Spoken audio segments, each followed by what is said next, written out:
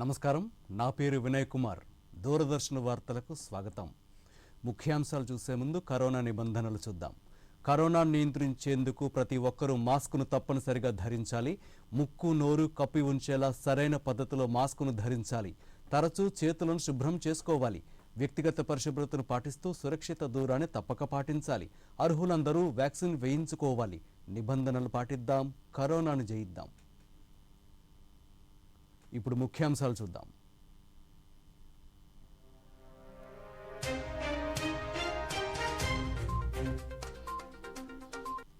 Parliament నూతన భవనం ప్రారంభోత్సవానికి సర్వం సిద్ధం. రేపు ఉదయం కొత్త పార్లమెంటు భవనాన్ని ప్రారంభించనున్న ప్రధాని నరేంద్ర మోదీ. ఈ కార్యక్రమానికి హాజరు కానున్న ముఖ్యమంత్రి వైఎస్ జగన్మోహన్ రెడ్డి.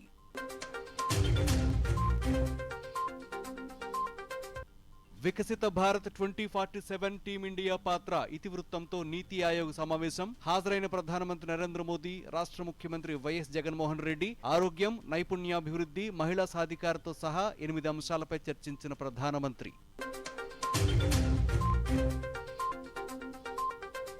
9 ఏళ్ల నరేంద్ర మోదీ పాలనలో 2000కు పైగా వాడుకలో లేని నిబంధనలు రద్దు చేశామన్న ఆర్థిక మంత్రి. ఎన్డీఏ ప్రభుత్వం 9 ఏళ్ల పాలనలో జాతీయ సదస్సులో పాల్గొన్న నిర్మలా సీతారామన్.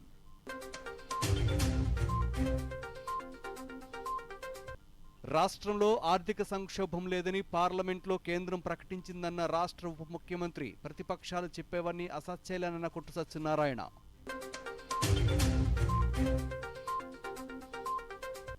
కేంద్ర ఆర్థిక శాఖ మంత్రి నిర్మలా సీతారామన్తో భేటీ అయిన రాష్ట్ర ముఖ్యమంత్రి.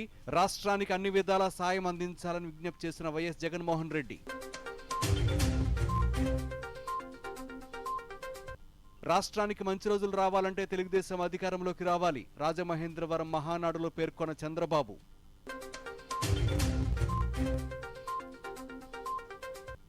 ప్రధానమంత్రి మన్ కీ బాత్ కార్యక్రమం రేపు ఉదయం 11 గంటలకు. తెలుగు అనువాదం వెనువెంటనే దూరదర్శన్ సప్తగిరి, యాదగిరిలో ప్రసారం. డీటెయిల్స్ చూద్దాం. భారత పార్లమెంట్ నూతన భవనం ప్రారంభోత్సవానికి సిద్ధమైంది. రేపు ఈ భవనాన్ని ప్రధానమంత్రి నరేంద్ర మోదీ ప్రారంభించనున్నారు. అనంతరం ఈ భవనానికి జాతికి అంకితం చేస్తారు. తొలుత ఆదివారం తెల్లవారుజామునే పాత పార్లమెంట్ ఆవరణలోని గాంధీ విగ్రహం వద్ద నివాళులర్పించనున్నారు.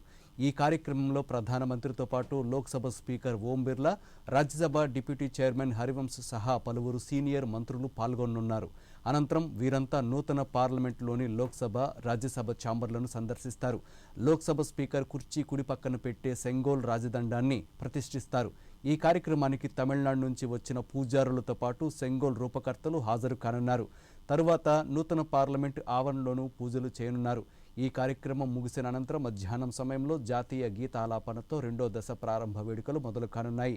లోక్సభ ఛాంబర్లో జరిగే ఈ కార్యక్రమానికి ప్రధాని నరేంద్ర మోదీ సహా అతిథులు హాజరు కానున్నారు. ఆ తర్వాత రాష్ట్రపతి ద్రౌపది ముర్ము, ఉపరాష్ట్రపతి జగదీప్ ధన్ఖడ్ ప్రసంగించనున్నారు. తర్వాత ప్రధానమంత్రి నరేంద్ర మోదీ ప్రసంగించనున్నారు.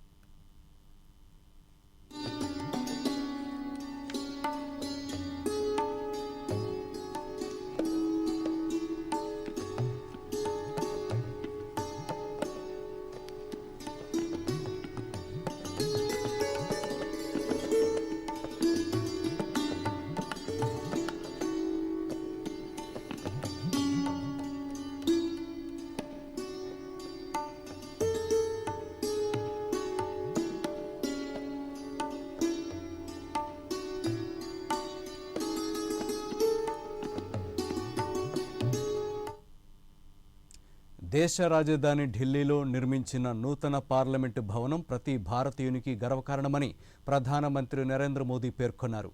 పార్లమెంటు నూతన భవనానికి సంబంధించిన విశేషాలతో కూడిన వీడియోను ఆయన ట్వీట్ చేశారు. ఈ వీడియోను ప్రతి ఒక్కరూ వీక్షించాలని కోరారు. అదే సమయంలో వీడియోకు మీదైన బాణిలో మాటలు చేర్చి స్నేహితులు, బంధువులకు షేర్ చేయాలని సూచించారు. అదే సమయంలో నూతన పార్లమెంటుపై ప్రజలు తమ అభిప్రాయాలను పంచుకోవాలని కోరారు. ఆయా అభిప్రాయాల్లో కొన్నింటిని తాను తిరిగి దేశవాసులతో పంచుకుంటానని ప్రధానమంత్రి తెలిపారు. అయితే మై పార్లమెంట్ మై ప్రైడ్ అనే నినాదాన్ని వినియోగించడం మాత్రం మర్చిపోవద్దని సూచించారు. ఈ మేరకు నరేంద్ర మోదీ ట్వీట్ చేశారు. భారత నూతన పార్లమెంటు భవనం ప్రారంభోత్సవాన్ని పురస్కరించుకుని ఆదివారం నిర్వహించే కార్యక్రమంలో ప్రధానమంత్రి నరేంద్ర మోదీ 75 రూపాయల నాణ్యాన్ని, తపాలా బిళ్లను ఆవిష్కరించనున్నారు. ఈ స్మారక నాణ్యం భారతదేశానికి 75 సంవత్సరాల స్వాతంత్ర వేడుకలను పురస్కరించుకుని ముద్రించారు. ఆదివారం ప్రధానమంత్రి నరేంద్ర మోదీ చేతుల మీదుగా ఈ నాణ్యాన్ని ఆవిష్కరించనున్నారు. 75 రూపాయల నాణ్యానికి ఓ వైపు అశోక స్తంభం, దాని కింద సత్యమేవ జయతే అని పేర్కొన్నారు. ఎడమవైపు దేవనాగరి లిపిలో భారత్, కుడివైపున ఆంగ్లంలో భారత్ అని రాశారు. నాణ్యానికి ఎగువ అంచున దేవనాగరి లిపిలో సంసద్ సంకుల్, దిగువ అంచున ఆంగ్లంలో పార్లమెంట్ కాంప్లెక్స్ అనే పదాలు లిఖించారు. నాణ్యం 44 మిల్లీమీటర్ల వ్యాసంతో వృత్తాకారంలో ఉంటుంది. 35 గ్రాముల బరువైన నాణ్యం 4 పదార్థాల మిశ్రమంతో తయారైంది. దీనిలో 50% వెండి, 40% రాగి, 5% నికెల్, 5% జిప్సం ఉన్నాయి. వికసిత భారత్ 2047 టీమిండియా పాత్ర అనే ఇతివృత్తంతో నీతి ఆయోగ్ 8వ పాలక మండలి సమావేశం ఈరోజు ఢిల్లీలో ప్రారంభమైంది. ఈ సమావేశానికి నీతి ఆయోగ్ చైర్మన్ హోదాలో ప్రధానమంత్రి నరేంద్ర మోదీ నాయకత్వం వహించారు.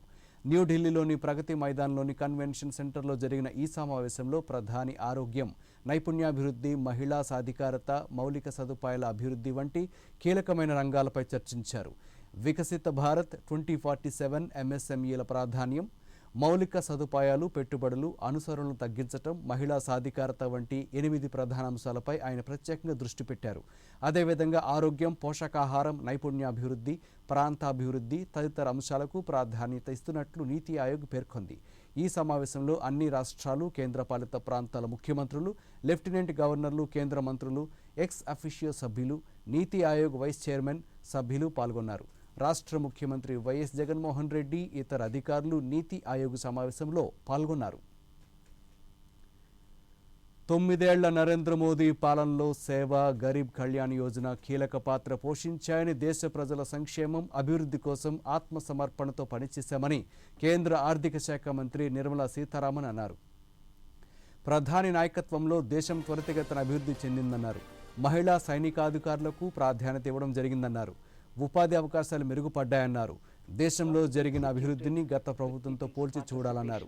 ఎన్డీఏ ప్రభుత్వం 9 సంవత్సరాలు పూర్తి చేసుకున్న సందర్భంగా ఢిల్లీలో నౌసాల్ సేవ, సుశాసన్, గరీబ్ కళ్యాణ్ జాతీయ సదస్సులో ఆర్థిక మంత్రి పాల్గొన్నారు. ఈ సందర్భంగా ఆమె మాట్లాడుతూ వాడుకలో లేని 2000 నిబంధనలను రద్దు చేశామన్నారు.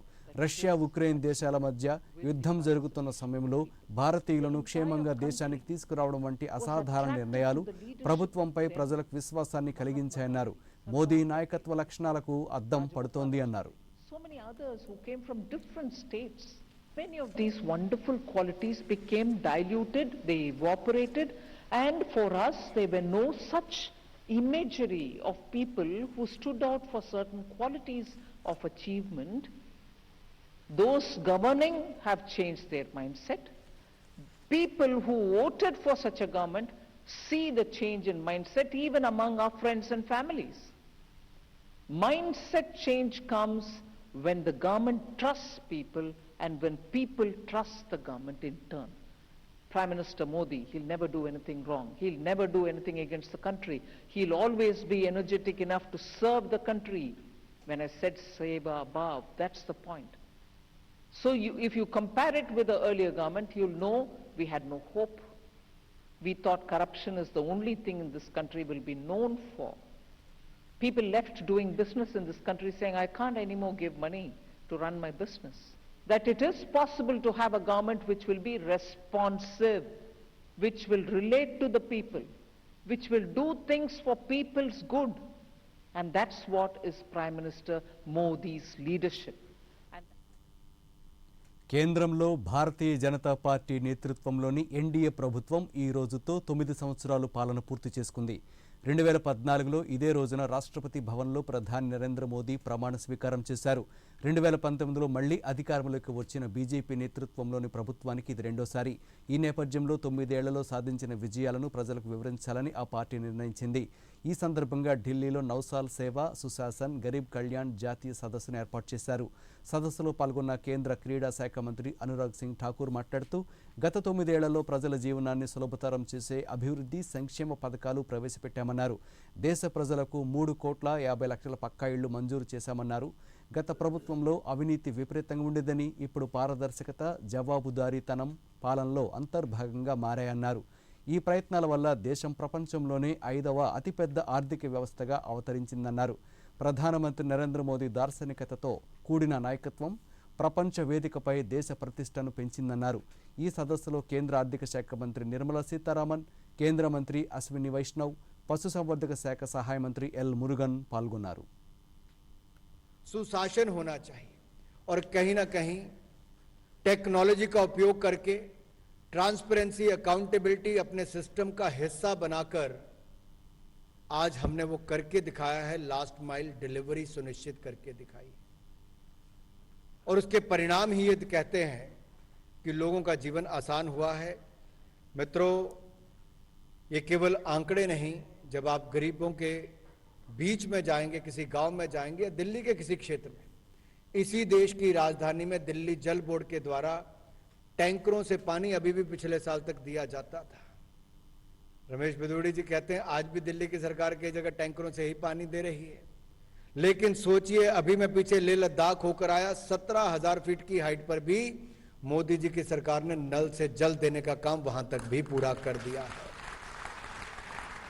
ये सेवा भाव भी है, सुशासन भी है, जो गरीबों के कल्याण के काम आया है. सही सोच के कारण लास्ट माइल डिलीवरी हो पाई है. आज मैं पहली पंक्ति की ओर देख रहा हूं तो ऐसे चेहरे देखने को मिलते हैं. निखिल जरीन हमारे सबके बीच में बैठी हैं, जो एक बार की नहीं, इतनी कम उम्र में दूसरी बार बॉक्सिंग की वर्ल्ड चैंपियन भारत में. నవరత్నాలు పేదలందరికీ ఇళ్లు పథకంలో భాగంగా మంగళగిరి ఎమ్మెల్యే ఆళ్ల రామకృష్ణారెడ్డి లబ్ధిదారులకు ఇళ్ల పట్టాలు పంపిణీ చేశారు. సిఆర్డీఏ పరిధిలోని తుళ్లూరు మండలం కృష్ణాయపాలెం, మందడం, నవలూరు, నిడమర్రు ప్రాంతాల్లో పేదలకు ప్రభుత్వం ఇళ్ల స్థలాలను కేటాయించింది.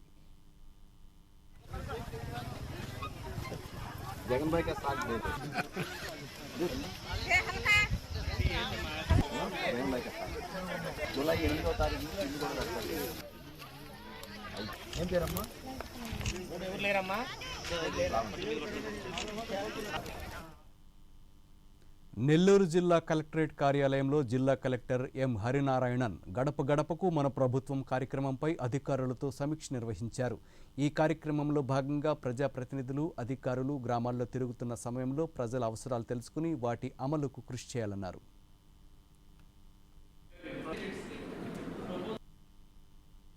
సచివాలయం పరిధిలో తీసుకొని ఈ వర్క్స్ ని మీ అందరూ కూడా శాంక్షన్ ఇస్తున్నారు. జీజేఎంపీకి సంబంధించిన వరకు మనకు ఆ గ్రామంని ఆ కన్సర్న్ ఎలక్టెడ్ రిప్రజెంటేటివ్ అదే విధంగా మన ఆఫీసర్స్ అందరూ కూడా సందర్శించిన తర్వాత ఇస్తున్నటువంటి శాంక్షన్స్ కాబట్టి ప్రజల యొక్క ఎక్స్పెక్టేషన్స్ కూడా మనల్ని అడిగి ఈ పనులు చేస్తున్నారు కదా అని ప్రజల యొక్క ఎక్స్పెక్టేషన్స్ కూడా దాని మీద ఎక్కువ ఉంటుంది. సో ప్రభుత్వం ఎట్లా స్పందిస్తుంది అని ఒక ఆలోచన ప్రజల్లో ఉంటది అండ్ ఆ ఆలోచన మీలో కూడా ఉందాం. ఏంటి దట్ మనం వెళ్ళి ఏఈగా మీరు తిరిగి ఆ సచివాలయ పరిధిలో మీరు కూడా తిరుగుతున్నారు. ఏఈగా మీరు తిరిగి అక్కడ ఏం అవసరం ఉందని చూసి చేస్తున్న పనులు కాబట్టి దీంట్లో మీరు శ్రద్ధ ఎక్కువనే చూపించాల్సిన అవసరం ఉంది. ఖరీఫ్ పంటకు సంబంధించి దాదాపు 3 లక్షల ఎకరాలకు సాగునీరు అందించే విధంగా ఇరిగేషన్ అడ్వైజరీ బోర్డు నిర్ణయించినట్లు రాష్ట్ర మంత్రులు పినిపే విశ్వరూప్, చెల్లుబోయిన శ్రీనివాస వేణుగోపాలకృష్ణలు వెల్లడించారు. డాక్టర్ బిఆర్ అంబేద్కర్ కోనసీమ జిల్లా కలెక్టర్ కార్యాలయంలో నిర్వహించిన ఇరిగేషన్ అడ్వైజరీ బోర్డు సమావేశంలో మంత్రులతో పాటు జిల్లా joint collector MH Dhyanachandra, irrigation, వ్యవసాయ, రెవెన్యూ సంబంధిత శాఖల జిల్లా అధికారులు పాల్గొన్నారు. ఈ సందర్భంగా మంత్రులు మాట్లాడుతూ జూన్ 1న ధవళేశ్వరం బ్యారేజీ నుండి సాగునీరు విడుదల చేయనున్నట్లు తెలిపారు.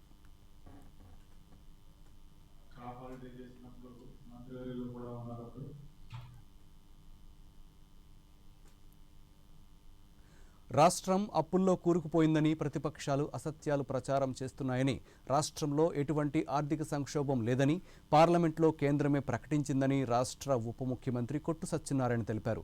పశ్చిమ గోదావరి జిల్లా తాడేపల్లిగూడెంలో ఆయన మీడియాతో మాట్లాడుతూ జరుగుతున్న సంక్షేమం, అభివృద్ధిపై కూడా పార్లమెంట్లో ప్రశంసలు వచ్చాయన్నారు.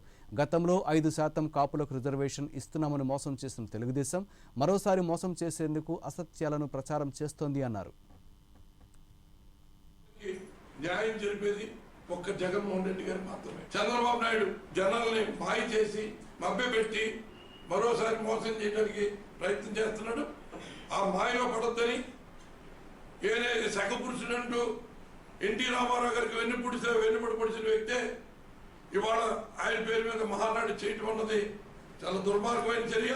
కాపుల యొక్క ఓట్ల కోసం రిజర్వేషన్ ఇచ్చేస్తానని గురించి నువ్వు ఇస్తానన్నా రిజర్వేషన్ అమలు చేయమని ముద్రగడ్డ గారు కోరితే కనీసం పట్టించుకోకుండా ఉక్కు పాదం మోపేశారు ముద్రగడ్డ గారు. దీనికి జగన్మోహన్ రెడ్డి గారు 2019లో గెలిచిన తర్వాత ఈ 10% రిజర్వేషన్ అమలు ఎలా అమలు చేయాలి, ఏది ప్రాతిపదికగా తీసుకోవాలని ఆలోచించినప్పుడు కేంద్ర ప్రభుత్వం ఏం చేసిందంటే దీన్ని అమలు చేయడానికి ఎంత ఏ స్థాయిలో ఆదాయం పొందే వర్గాలని పేద వర్గాలుగా గుర్తించే అధికారం రాష్ట్ర ప్రభుత్వానికి అప్పచెప్పింది. రాష్ట్ర ప్రభుత్వం పరిధిలోకి వదిలేసింది. ఇక్కడ అన్ని అగ్రవర్ణాల్లో ఉన్న ఆర్థిక పరమైన పేదలకు మాత్రం 10% రిజర్వేషన్ అని చెప్పినప్పుడు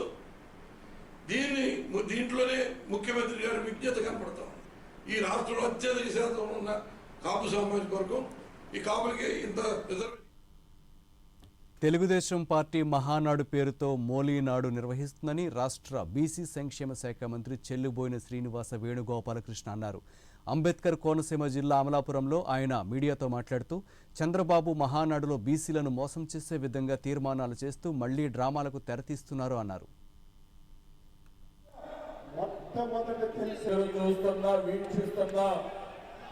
రాజమండ్రిలో తెలుగుదేశం పార్టీ మహానాడు పేరిట మోడీకి తెరదీసింది చంద్రబాబు నాయుడు. అందులో కొన్ని తీర్మానాలు ప్రవేశపెడుతూ ఏ వర్గాలనైతే తన పరిపాలనా కాలంలో న్యూనతాభావంతో చూసి వారి ఆత్మగౌరవాన్ని బాధించినటువంటి వ్యక్తి ఒక పెద్ద అబద్ధానికి మళ్ళీ తెరదీశాడు. ఎన్టీ రామారావు గారిని దైవ స్వరూపుడని మాట్లాడేటువంటి చంద్రబాబు నాయుడు మాట్లాడుతున్నాడు. ఇవాళ సిగ్గుపడాలి. అంటే ఎన్టీ రామారావు గారి సినీ జీవితంలో కానీ రాజకీయ జీవితంలో చంద్రబాబు నాయుడు అంత దారుణంగా ఆయన ఆత్మక్షోభకి గురి చేసినటువంటి వ్యక్తులు ఎవరు లేరు. 14 ఏళ్ళు ముఖ్యమంత్రి చేసి తానే పని చేశాను నాకు ఓటేయండి అని అడిగే ధైర్యం లేనటువంటి వ్యక్తి. రామారావు గారు తీసుకున్న ప్రతి నిర్ణయాన్ని ఎక్కడి వరకు వచ్చాడంటే మన 14-19 మధ్యలో ఈ మహానాడు ఒక మోలీనాడు. మోలీ చేసి వాళ్ళు చూస్తారు జనం, కానీ వాస్తవం కాదని అర్థం చేసుకుంటారు. ఈ మాటలకు రామారావు గారు ఎంత క్షోభించాడో. భారత అంతరిక్ష పరిశోధన సంస్థ ఇస్రో జిఎస్ఎల్వి F-12 రాకెట్ ప్రయోగానికి సిద్ధమైంది. సోమవారం ఉదయం 10:42 ఈ రాకెట్ను ప్రయోగించనుంది. ప్రయోగానికి సంబంధించిన కౌంట్డౌన్ ప్రక్రియ రేపు ఉదయం 7:12 ప్రారంభం కానుందని ఇస్రో చైర్మన్ సోమనాథ్ తెలిపారు. 27 గంటల 30 నిమిషాల పాటు కొనసాగిన కౌంట్డౌన్ అనంతరం సోమవారం ఉదయం 10:42 జిఎస్ఎల్వి F-12 రాకెట్ నింగిలోకి దూసుకెళ్లనుంది. ఈ ప్రయోగం ద్వారా 2232 కేజీల బరువు కలిగిన బహుళ ప్రయోజనాల NVS-01 అనే నావిగేషన్ శాటిలైట్ను భూధ్రువ కక్షలోకి పంపుతున్నామన్నారు. జిఎస్ఎల్వి F-12 రాకెట్ ప్రయోగం విజయవంతం కోసం సూళ్లూరుపేటలోని శ్రీ చెంగాలమ్మ ఆలయంలో చైర్మన్ ప్రత్యేక పూజలు నిర్వహించారు. తెలుగుదేశం మహానాడు అట్టహాసంగా ప్రారంభమైంది. తూర్పుగోదావరి జిల్లా రాజమహేంద్రవరం జాతీయ రహదారిని ఆనుకుని ఉన్న ప్రాంగణంలో మహానాడు వేదిక నిర్మాణం జరిగింది. వేదిక ఉన్న ప్రాంగణానికి సర్ ఆర్థర్ కాటన్ ప్రాంగణంగా నామకరణం చేశారు. మొదటి రోజు పార్టీ ముఖ్యులు బాధ్యులతో జరిగిన సమావేశంలో మాజీ ముఖ్యమంత్రి టీడీపీ జాతీయ అధ్యక్షులు నారా చంద్రబాబు నాయుడు ప్రసంగించారు. వైసీపీ ప్రభుత్వం ప్రజా వ్యతిరేక విధానాలను అవలంబిస్తోందని, రాష్ట్రానికి మంచి రోజులు రావాలంటే తెలుగుదేశం అధికారంలోకి రావాలన్నారు. మొదటి రోజు మహానాడు తీరుపై మా రాజమహేంద్రవరం ప్రతినిధి మూర్తి మరిన్ని వివరాలు అందిస్తారు. ప్రజల కోరిక మేరకు అరుణాచలం యాత్ర స్పెషల్ పేరుతో బస్సు సర్వీసును జూన్ 2న ప్రారంభిస్తున్నామని జిల్లా రవాణా ఇన్ఛార్జ్ పెద్దిరాజు తెలిపారు. కృష్ణా జిల్లా మచిలీపట్నంలోని తన కార్యాలయంలో మీడియాతో మాట్లాడుతూ అరకు అందాలు, సాగర్ సోయగాలు పేరుతో అరకు, లంబసింగి, సింహాచలం, వైజాగ్ ప్రాంతాలను కలుపుతూ ప్రత్యేక బస్సు సర్వీసును వేసవి యాత్ర స్పెషల్గా ఏర్పాటు చేయడం జరిగిందని తెలిపారు. విహారయాత్రలకు వెళ్లే యాత్రికులు ఆర్టీసీ సర్వీసులను ఉపయోగించుకోవాలని కోరారు. క్షేత్ర దర్శన నిమిత్తం మనం అరుణాచలం ప్రత్యేక బస్సు ఆపరేట్ చేయడం జరుగుతుంది. 2వ తారీఖున ఈవినింగ్ బయలుదేరి 3 మార్నింగ్ శ్రీకాళహస్తి దర్శనం చేసుకున్న తర్వాత శ్రీపురం వెళ్తారు. శ్రీపురం నైట్ దర్శనం చేసుకున్న గోల్డెన్ టెంపుల్ దర్శనానంతరం అరుణాచలంలో గిరి ప్రదక్షిణ చేసి మర్నాడు బయలుదేరి అరుణాచలేశ్వరం దర్శనానంతరం ఆ తర్వాత రోజున మనకి మళ్ళీ మచిలీపట్నం చేరుకుంటారు. ప్రతి నెల జరిపేటటువంటి ఈ యొక్క ప్రత్యేక బస్సు ఏర్పాటుని ఈ నెల కూడా మనం అంటే జూన్ నెలలో ఏర్పాటు చేయడం జరిగింది. కావున భక్తులందరూ కూడా ఆదరించి ఈ యొక్క కార్యక్రమాన్ని, ఈ యొక్క యాత్ర దర్శనాన్ని కూడా మీరందరూ కూడా దీని సంబంధం దృష్టిలో పెట్టుకుని విహారయాత్రలు అది కూడా ప్రారంభించడం జరిగింది. ఆ విహారయాత్రలో భాగంగానే అరకు అందాలు సాగర సోయగాలు అన్నటువంటి మామూలుగా ఆ క్యాప్షన్తో మేము మచిలీపట్నం డిపో నుంచి 2వ తారీఖు రోజువారీ సర్వీసులతో పాటు దర్శనీయ యాత్రా ప్రదేశాలకు ప్రత్యేక బస్సు సర్వీసులను అందుబాటులోకి తెచ్చామని, అరుణాచలం, షిర్డీ, గోవా, వేళంగిణి వంటి ప్రాంతాలకు నడుపుతున్న సర్వీసులకు అనూహ్యమైన స్పందన లభిస్తుందంటున్న RTC Kadapa regional manager Gopal రెడ్డితో మా ప్రతినిధి Sudarshan Reddy face to face. APSRTC ప్రజలకు, ప్రయాణికులకు సేవలు అందించడంలో మరింత దగ్గరవుతుంది. స్కీమ్స్ ఇంట్రడ్యూస్ చేయడం వల్ల ప్రయాణికులు ఆర్టీసీలో ప్రయాణించడానికి ఇంట్రెస్ట్ చూపిస్తున్నారు. ముఖ్యంగా యాత్రా ప్రదేశాలలోకి స్పెషల్ బస్సులు నడుపుతున్నారు. వాటి రీజనల్ మేనేజర్ గోపాల్ రెడ్డి గారు ఉన్నారు. ఆయన అడిగి మరింత సమాచారం తెలుసుకుందాం. సార్ చెప్పండి, మన రీజనల్కి సంబంధించి ఎలాంటి స్కీమ్స్తో ముందుకెళ్తూ ఉన్నారు? మనము ఈ మధ్యకాలంలో గత 4 నెలల నుంచి అరుణాచలం అంటే తిరుమలై ఆపరేట్ చేస్తున్నాము. దానికి ఎవరి పుణ్యానికి మనం అంటే వాళ్ళ యొక్క ప్రయాణికులకు అనుగుణంగా అంటే ఆ టైమింగ్ అంటే గిరి ప్రదక్షిణ చేయడానికి, తర్వాత దర్శనం చేసుకోవడానికి అనుకూలంగా మనం మన జిల్లా నుంచి 6 డిపోల నుంచి ప్రత్యేకంగా బస్సులు తిప్పుతున్నాము. దానికి ప్రయాణికుల నుంచి కూడా చాలా స్పందన బాగుందండి. దానికి ఎలాంటి కూడా అంటే ఎందుకంటే వాళ్ళకు సౌకర్యవంతంగా మేము మధ్యలో కూడా కాణిపాకము, ఈ టెంపుల్స్ కూడా వాళ్ళకు చూపించుకొని, అక్కడికి గోల్డెన్ టెంపుల్ కూడా ఉంది, అది కూడా వేలూరులో, అవి కూడా చూపించుకొని వాళ్ళకు అనుకూలంగా ఏ విధంగా అయితే సౌకర్యవంతంగా తీసుకెళ్తున్నాము. అంటే కంఫర్టబుల్ ఛార్జెస్ అంటే ఎక్కువ మరి వాళ్ళ బర్డన్ పడకుండా మన జిల్లా నుంచి కూడా ప్లాన్ చేస్తున్నాము. వాళ్ళకు కొద్ది మనము ఎకనామిక్గా కొద్ది లాస్ వచ్చినా కూడా తిప్పాల్సిన పరిస్థితి వస్తుంది. బస్సులను అందుబాటులో ఉంచడంతో పాటు ఆర్టీసీ సంస్థలను లాభాల బాటలో ప్రయాణించడం కోసం వినూత్న ఆలోచనలతో ముందుకెళ్తున్నామని మనతో పాటు కడప రీజనల్ మేనేజర్ గోపాల్ రెడ్డి చెప్తున్నారు. Sudarshan Reddy, DD news, Kadapa. ఢిల్లీ పర్యటనలో ఉన్న ముఖ్యమంత్రి వైఎస్ జగన్మోహన్ రెడ్డి కేంద్ర ఆర్థిక శాఖ మంత్రి నిర్మలా సీతారామన్తో భేటీ అయ్యారు. తొలుత కేంద్ర మంత్రికి పుష్పగుచ్చం అందించి శాలువా కప్పి సత్కరించారు. ఈ సందర్భంగా ముఖ్యమంత్రి మాట్లాడుతూ రాష్ట్రానికి అన్ని విధాల సాయం అందించాలని కేంద్ర ఆర్థిక మంత్రిని కోరారు. రాష్ట్రంలో విద్య, వైద్య రంగాల్లో వేల కోట్ల రూపాయలు ఖర్చు చేసి విప్లవాత్మక చర్యలు చేపట్టామని, దానిని మూలధన వ్యయంగా పరిగణించి బడ్జెట్లో చెప్పినట్లుగా ప్రత్యేక సాయం చేయాలని కోరారు. 4,000 కోట్ల రూపాయల వ్యయంతో విలేజ్ క్లినిక్ నుంచి టీచింగ్ ఆసుపత్రుల వరకు అనేక చర్యలు చేపట్టామని తెలిపారు. నాడు నేడు కింద పాఠశాలల అభివృద్ధి కోసం ఇప్పటికే 6,000 కోట్ల రూపాయలు ఖర్చు చేసినట్లు వివరించారు. తొలి దశలో 15,717 పాఠశాలల ఆధునీకరణ పూర్తయినట్లు ముఖ్యమంత్రి తెలిపారు. 2014-15 ఆర్థిక సంవత్సరానికి సంబంధించిన వనరుల గ్యాప్ ఫండింగ్, 2016-19 మధ్య కాలంలో పరిమితికి మించి తీసుకున్న రుణాల కారణంగా ప్రస్తుతం రాష్ట్ర ప్రభుత్వం ఎదుర్కొంటున్న పర్యవసానాలు, 2021-22 రుణాల పరిమితిపై సడలింపుల విషయాన్ని ముఖ్యమంత్రి చర్చించారు. రాష్ట్ర విభజన తరువాత తెలంగాణ డిస్కంలకు ఏపీ జెన్కో సరఫరా చేసిన విద్యుత్ 6,756 కోట్ల రూపాయల బకాయిల అంశాన్ని ప్రస్తావించారు. ఏపీ జెన్కో ఇప్పటికే తీవ్ర ఇబ్బందులు ఎదుర్కొంటోందని, జాప్యం లేకుండా వీలైనంత త్వరగా ఈ డబ్బు ఇప్పించాలని ఆర్థిక మంత్రి నిర్మలా సీతారామన్కు ముఖ్యమంత్రి విజ్ఞప్తి చేశారు. ఈ మేరకు ముఖ్యమంత్రి కార్యాలయం, సీఎంఓ శనివారం ఒక ప్రకటనలో వెల్లడించింది. ఇదిలా ఉంటే ఢిల్లీ పర్యటనలో ఉన్న ముఖ్యమంత్రి రేపు జరగనున్న నూతన పార్లమెంటు భవనం ప్రారంభోత్సవంలో పాల్గొనున్నారు.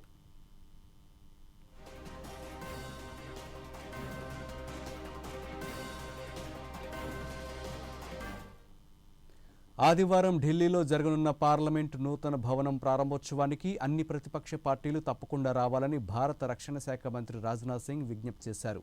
కొత్త పార్లమెంటు భవనం దేశ ప్రజాస్వామ్య సంకల్పం, 140 కోట్ల మంది పౌరుల ఆకాంక్షలకు శక్తివంతమైన ప్రతిరూపమని పేర్కొన్నారు. అపూర్వమైన చారిత్రాత్మక సందర్భానికి గుర్తుగా దాని ప్రారంభోత్సవ వేడుకను నిర్వహిస్తున్నామన్నారు. వేడుకను బహిష్కరించిన రాజకీయ పార్టీలు తమ నిర్ణయాన్ని పునరాలోచించుకుని వేడుకలో పాల్గొనాలని మంత్రి రాజ్నాథ్ సింగ్ పిలుపునిచ్చారు.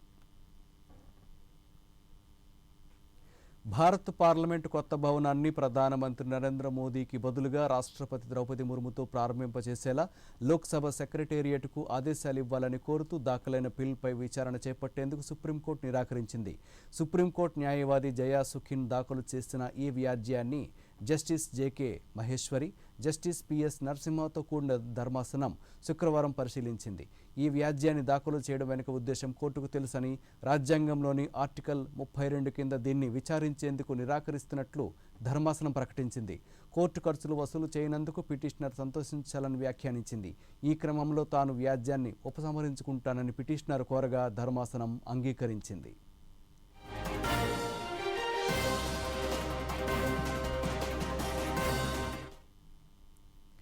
ప్రజా సమస్యల పరిష్కారానికి కీలకమైన నీతి ఆయోగ్ సమావేశానికి ప్రతిపక్ష పార్టీల ముఖ్యమంత్రులు హాజరు కాకపోవడాన్ని బీజేపీ ఎంపీ రవిశంకర్ తప్పుపట్టారు.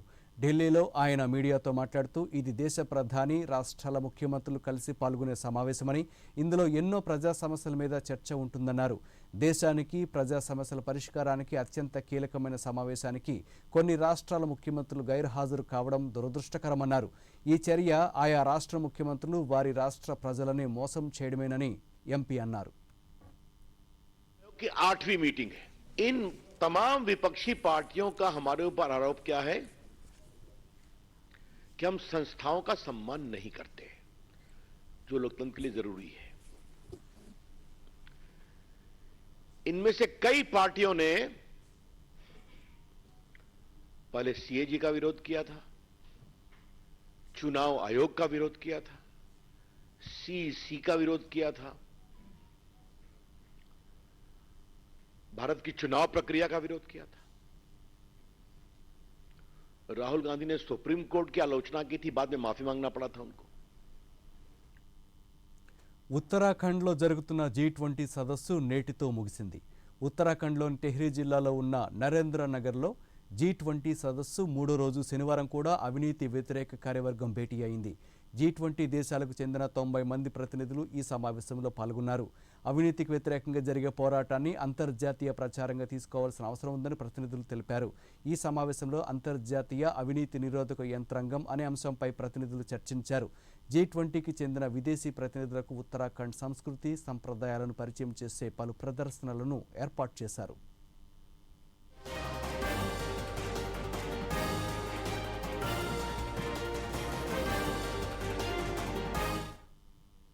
రాష్ట్రంలో ఎండ ప్రభావం అధికంగా ఉంది.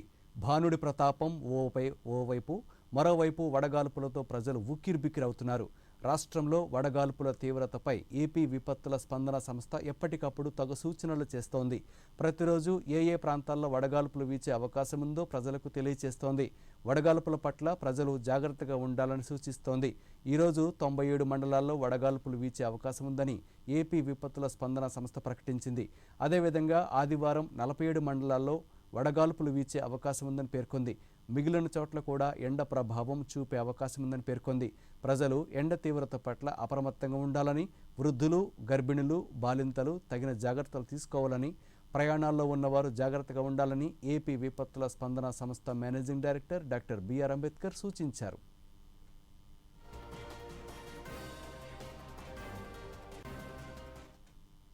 ప్రధానమంత్రి నరేంద్ర మోదీ తన మనసులోని భావాలను దేశ ప్రజలతో పంచుకునే మన్ కీ బాత్ 101వ సంచిక రేపు ఉదయం 11 గంటలకు ప్రసారమవుతుంది.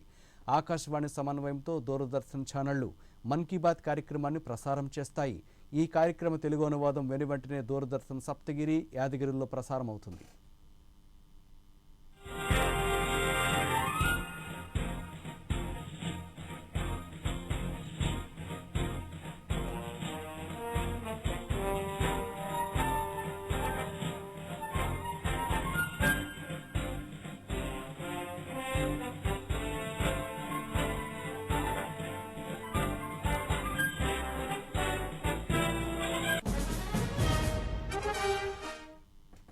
కరోనా నియంత్రించేందుకు ప్రతి ఒక్కరూ మాస్కును తప్పనిసరిగా ధరించాలి.